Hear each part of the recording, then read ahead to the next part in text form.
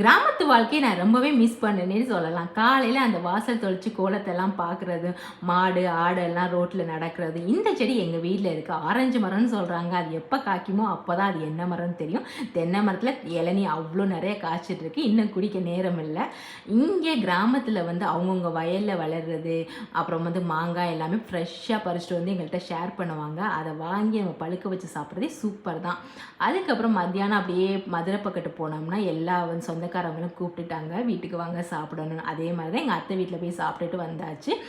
டவுனுக்குள்ளே போனோம்னா ஆனந்த மெட்டலில் நிறைய வாங்க வேண்டிச்சு. அதுவும் வாங்கிட்டு அப்படியே கொஞ்சம் ட்ரெஸ் எல்லாம் பர்ச்சேஸ் பண்ணிவிட்டு அன்னைக்கு டே வந்து அந்த மாதிரி தான் இருந்துச்சு. இப்போ இங்கே வர்றதே வந்து எல்லாத்தையும் சுற்றி பார்க்குறதுக்கே வர்ற மாதிரியாக தான் இருக்குது. ரொம்ப நாள் கழித்து வரும்போது ரொம்பவே சந்தோஷமாக இருக்குது.